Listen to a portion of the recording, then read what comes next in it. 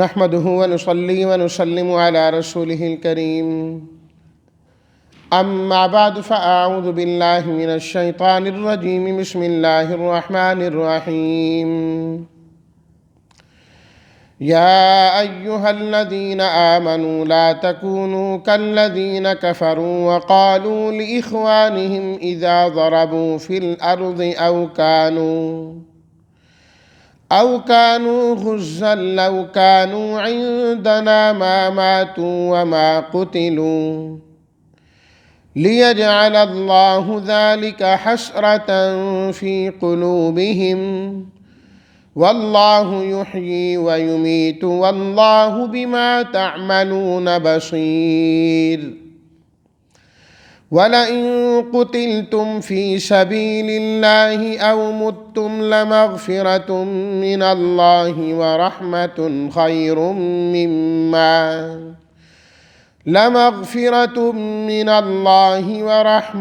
خير مما يجمعون ولئن متم أو قتلتم لإلى الله تحشرون صدق الله مولانا العظيم اللهم صل على سيدنا ومولانا محمد وعلى آل سيدنا ومولانا محمد وبارك وسلم لا تکونو مت ہو جاؤ تم اخوان اخ کی جمع بھائی ضربوا فی الارض ضاد را با کے بعد جب فی آ جائے تو اس کا معنی ہوتا ہے سفر کرنا.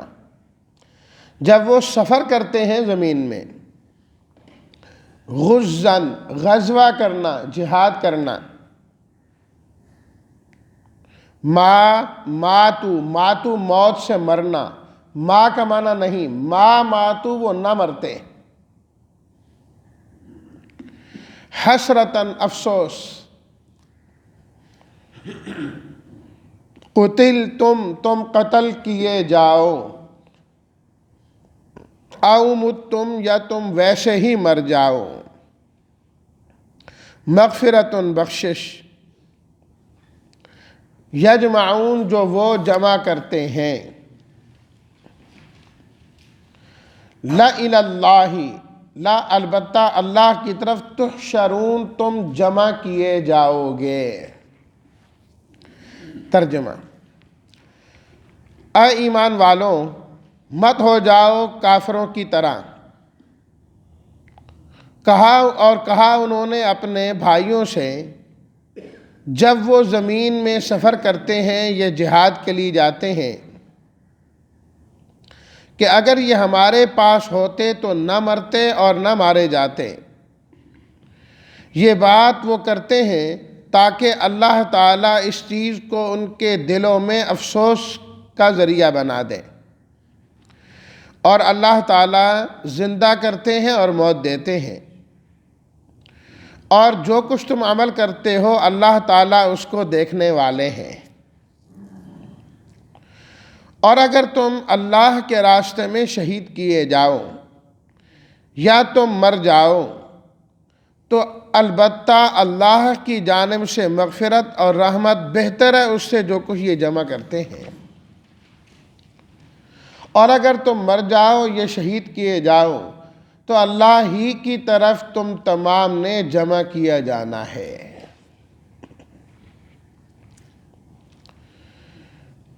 ان تینوں آیات میں منافقین کے قول کی تردید بیان کی گئی اور رد کیا گیا.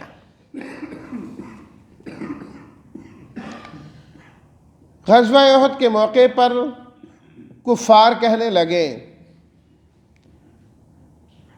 کہ اگر ہماری بات کو تسلیم کر لیا جاتا حل لنا من الامر من شیء لو کان لنا من الامر شیء ما قتلنا ہاہنا. ہماری بات کو لے لیا جاتا تو یہ کچھ بھی نہ ہوتا. اللہ تعالیٰ نے اس کی تردید بیان فرمائی کہ یہ اس طرح کی بات نہیں ہے۔ جو کچھ ہونا ہے اللہ کی طرف سے وہ ہو کر رہنے والا ہے، کوئی اس کو ٹال سکتا ہی نہیں ہے۔ یہ ایک اٹل حقیقت ہے۔ ساری دنیا ایک طرف ہو جائے،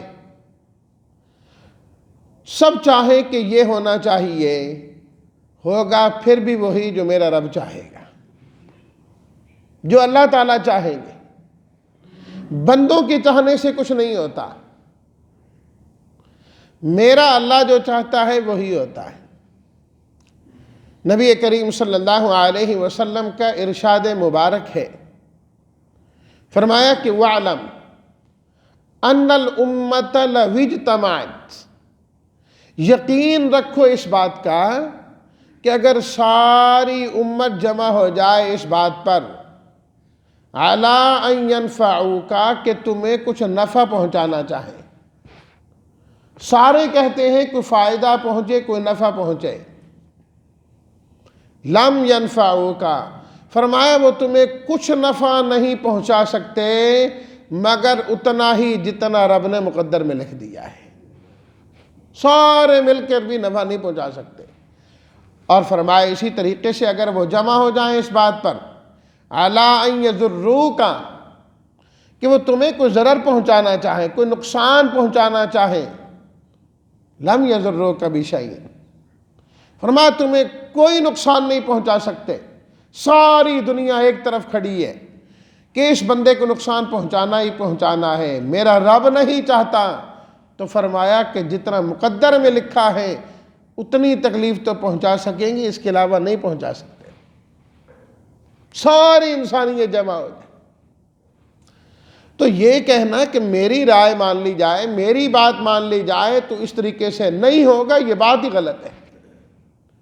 ما اصاب من مصیبت فی الارض ولا فی انفسکم الا فی کتاب من قبل ان نبرأہا، فرمایا جو بھی تمہیں مصیبت پہنچتی ہے، تمہاری جانوں میں تمہیں مصیبت پہنچتی ہے،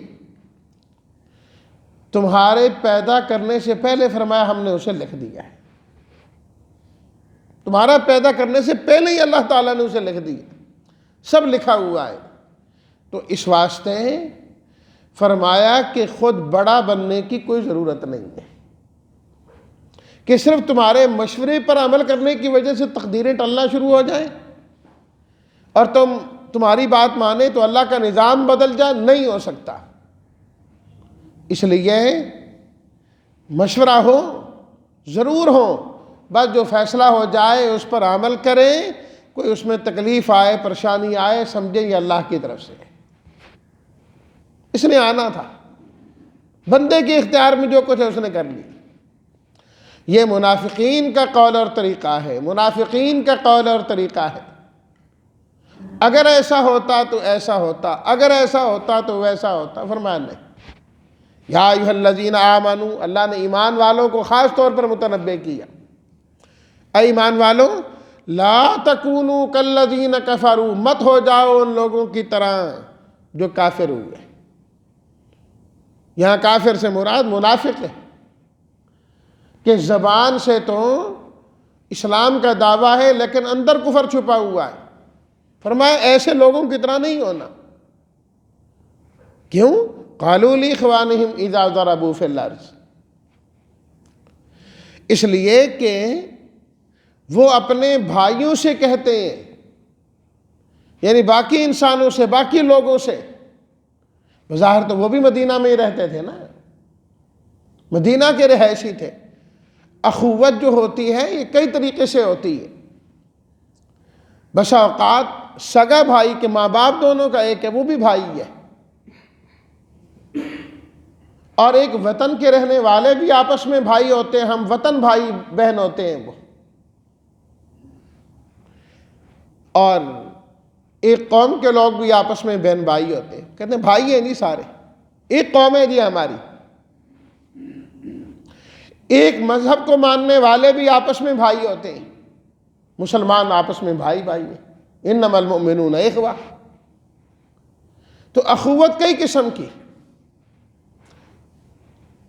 تو وہ کہتی ہیں اذا ضربوا فی الارض او کانوا غزا، کہ جب کوئی سفر کر کے کہیں چلا گیا اور جب وہاں گیا تو وہاں اس کو موت آ گئی، اللہ کی طرف سے اس کا وقت آ گیا، یہ جہاد کے لیے گیا اور جہاد کے اندر اس کو شہادت مل گئی، تو کیا کہتے ہیں لو کانوا عندنا ما ماتوا، یہ خواہ سفر پہ چلا گیا، میں نے اس کو روکا بھی تھا، اس نے میری بات نہیں مانی، چلا گیا، اگر یہاں رہتا تو موت سے بچ جاتا، یہ نہ مرتا.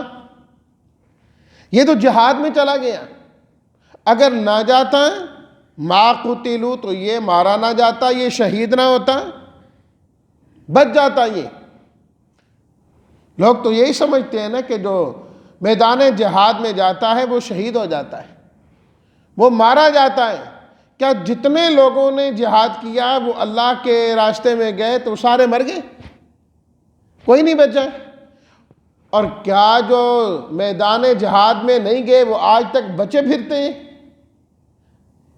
یہ خامخواہ کی شیطانی چالیں ہیں جو وہ اپنے وساوس لوگوں کے دلوں میں ڈالتا ہے. جہاد موت، مر گئے، یہ تو نام ہی موت کا ہے.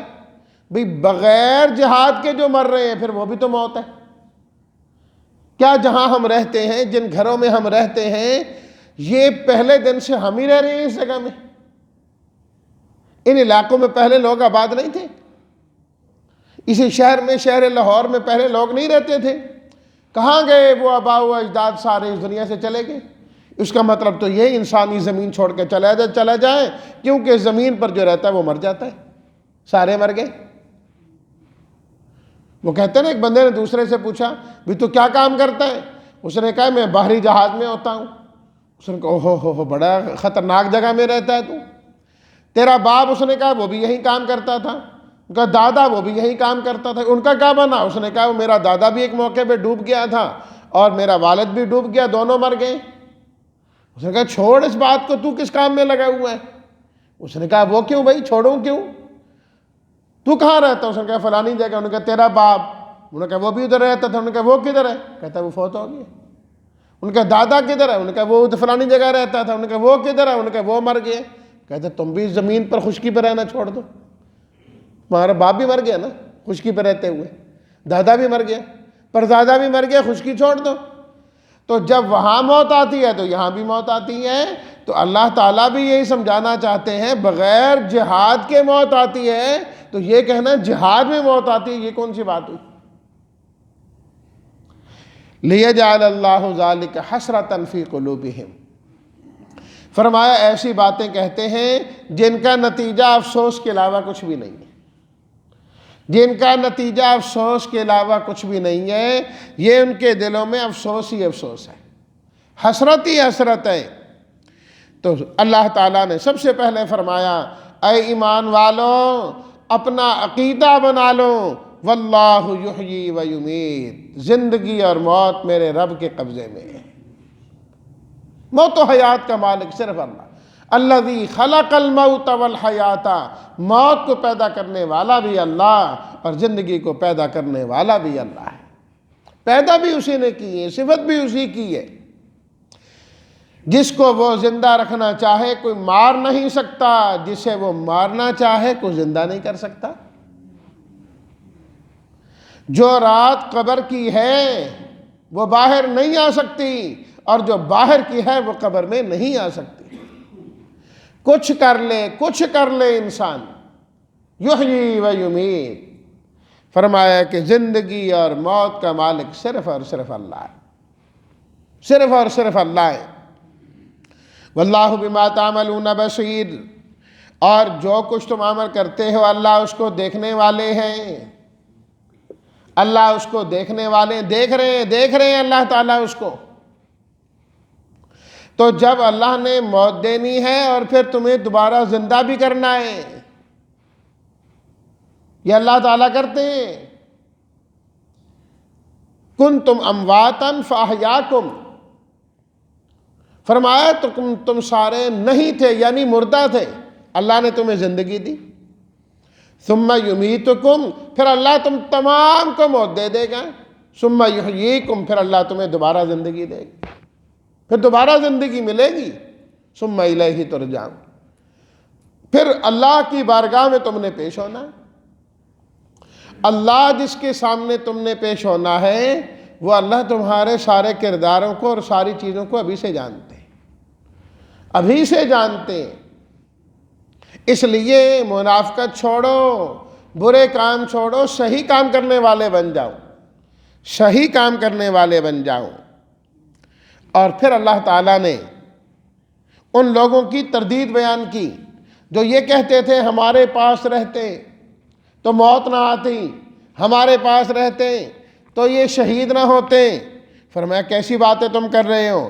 وَلَئِن قُتِلْتُمْ فِي سَبِيلِ اللَّهِ، اگر اللہ کے راستے میں تم شہید کر دیے جاؤ، اللہ کے راستے میں تم شہید کر دیے جاؤ، یا تم اللہ کے راستے میں جاؤ، او متم، اور موت آ جائے تمہیں، تو اس سے بہتر موت اور کون سی چاہیے تمہیں؟ مرنا تو اسی وقت میں ہی ہے نا، وہ تو ایک اٹل حقیقت ہے۔ اللہ نے جس کے جتنے سانس رکھ دیے اس سے ایک سانس بھی زیادہ نہیں لے سکتا، ایک سانس بھی زیادہ نہیں لے سکتا، اسی وقت موت آنی ہے، اسی جگہ ہی آنی ہے۔ تو اللہ کے راستے میں بندہ شہید ہو جائے اور اللہ کے راستے میں شہادت نہ ملے، مطلقاً ہی موت آ جائے، تو نتیجہ کیا ہوگا؟ فرمایا دو چیزوں کا وعدہ ہے تمہارے ساتھ، دو چیزیں ضرور دوں گا۔ نمبر ایک، لَمَغْفِرَةٌ، ادھر شہادت ہوگی، ادھر تمہاری مغفرت کر دی جائے گی، سارے گناہ معاف، سارے گناہ معاف۔ السیف محاء للذنوب، فرمایا کہ جو تلوار ہے نا، یعنی شہادت جس کے ذریعے سے ہو، وہ چیز لگتے ہی بندے کے سارے گناہ معاف ہو جاتے ہیں، سارے گناہ معاف ہو جاتے ہیں، معاف ہو جاتے ہیں۔ لمغفرت، خود اللہ تعالیٰ نے فرمایا۔ اور یاد رکھیے کہ یہ جو مغفرت ہے یہ حقوق اللہ کے بارے میں، حقوق العباد کے بارے میں نہیں ہے، وہ نہیں معاف ہوتے اس سے۔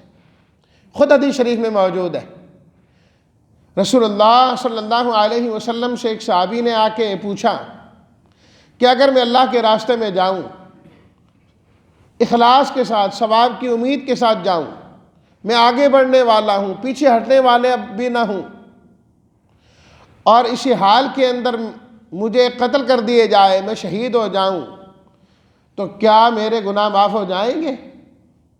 آپ نے فرمایا نعم، جی ہاں، تیرے سارے گناہ معاف ہو جائیں گے۔ یہ پوچھ کے وہ صحابی واپس چلے گئے۔ جب جانے لگے تو آپ نے آواز دے کے پھر بلایا، ادھر آؤ۔